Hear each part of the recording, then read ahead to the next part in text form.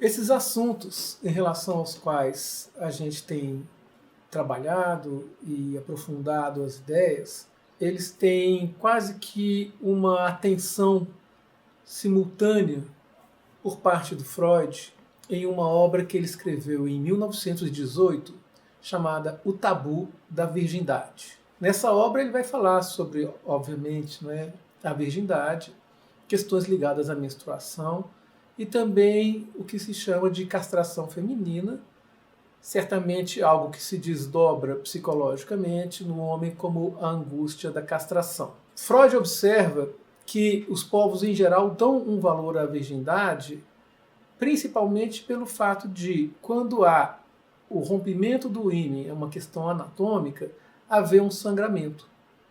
E esse fenômeno é de tal maneira significativo que diversos povos vão lidar com isso de um modo que atribui muito valor, a despeito de se tratar de um valor, digamos, burguês, associado a um casamento em que a mulher seja virgem, entre outros motivos, porque assim ela não vai trazer um filho de um outro homem e assim por diante.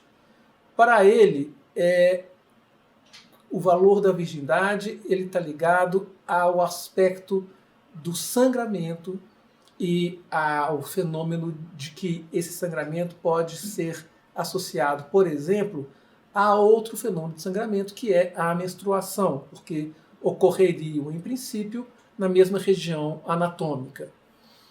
Citando diversos relatos antropológicos, ele diz que povos africanos, povos da Oceania, da América do Norte, da Índia e até esquimós mencionam como o rompimento do ímen é um ritual comum, variando na forma, na idade em que isso acontece e na identidade de quem vai realizar o ato. Porque, geralmente, isso não seria feito por parte do marido. Nesse estudo, ele vai citar 3 hipóteses para a existência do tabu da virgindade.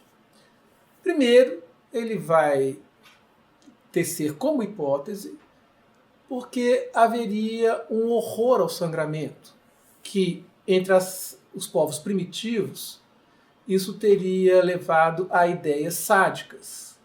Entretanto, ele próprio conclui que isso não se aplicaria, porque há rituais em que o sangramento é aceito, como é o caso, por exemplo, da circuncisão masculina. Outra ideia para explicar o defloramento ritualístico seria uma fantasia de perigo na primeira relação sexual, porque isso leva ao sangramento. Ou seja, haveria a associação de que esse ato é um ato perigoso e então se estabeleceria um tabu para a virgindade por causa disso.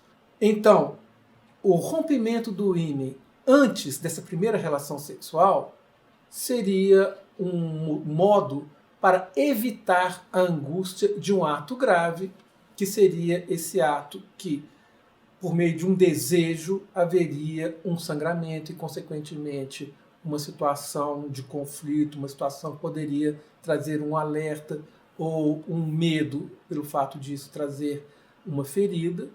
E, no caso do homem, também fantasias de que esse sangramento poderia causar nele algum problema. Contudo, essas ideias não satisfazem e a alternativa proposta é um tabu muito mais amplo. Ou seja, Freud vai chegar à conclusão de que a mulher inteira é um tabu. As mulheres, em geral, estão muito mais submetidas a ritos e tabus, inclusive em relação à menstruação e à gravidez. Então ele diz: um receio generalizado das mulheres se expressa em todas essas regras de evitação. Talvez este receio se baseie no fato de que a mulher é diferente do homem, eternamente incompreensível e misteriosa, estranha e, portanto, aparentemente hostil, ou eu diria perigosa nesse contexto. O homem teme ser enfraquecido pela mulher, contaminado por sua feminilidade, e então mostra-se ele próprio incapaz. O efeito que tem o coito de descarregar tensões e causar flacidez pode ser o protótipo do que o homem teme. Por fim, Freud conclui que o tabu da virgindade está associado ao medo do homem frente ao poder da mulher, o poder que ela teria de castrá-lo. Ou seja, trata-se de uma angústia de castração. E uma das referências é uma versão do episódio bíblico de Judite e Holofernes. O Freud vai dizer: o tabu da virgindade e alguma coisa sobre sua motivação foi representado de maneira mais vigorosa por uma conhecida caracterização dramática de Judite na tragédia de Hebel, Judite e Holofernes. Ela é uma dessas mulheres cuja virgindade é protegida por um tabu.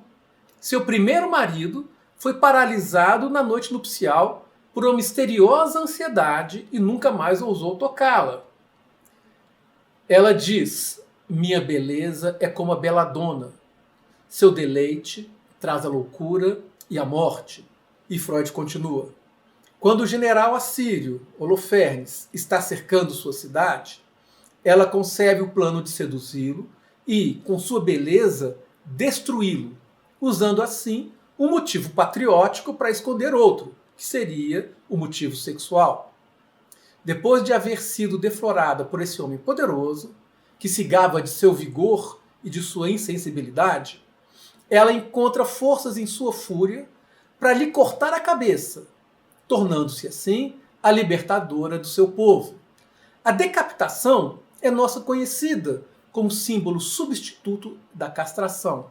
Judite é, assim, a mulher que castra o homem que a deflorou, o que constitui justamente o desejo da mulher casada. Adiante, Freud vai aprofundar nesse aspecto e vai referir-se a outro mito, que é o da Medusa. Ele vai dizer que se a cabeça da Medusa toma o lugar de uma representação dos órgãos genitais femininos, ou melhor, se isola seus efeitos horripilantes dos dispensadores de prazer, pode-se recordar que mostrar os órgãos genitais é algo familiar, sob outros aspectos, como um ato apotropaico.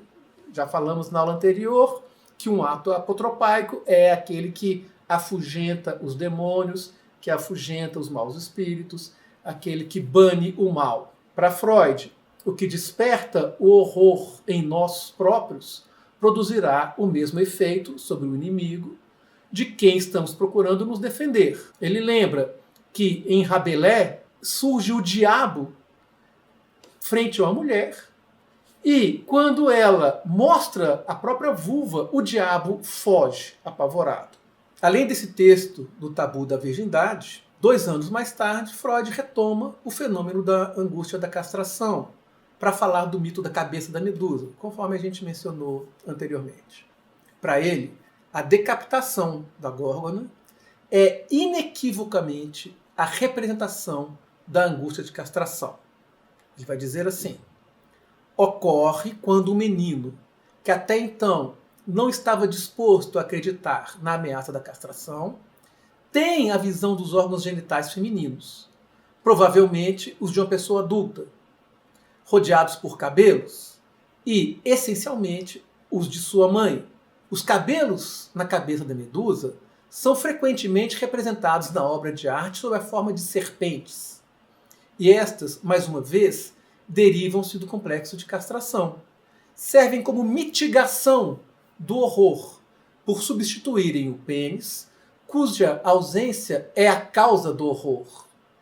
E a multiplicação de símbolos de pênis significa a castração. A visão da cabeça da Medusa torna o espectador rígido de terror, ou seja, transforma-o em pedra. Observe-se que aqui existe, mais uma vez, a mesma origem do complexo de castração e a mesma transformação de afeto, porque ficar rígido significa uma ereção. Então o que o Freud vai nos dizer é que já existe, desde a infância, no decorrer do complexo de Édipo, a angústia de castração.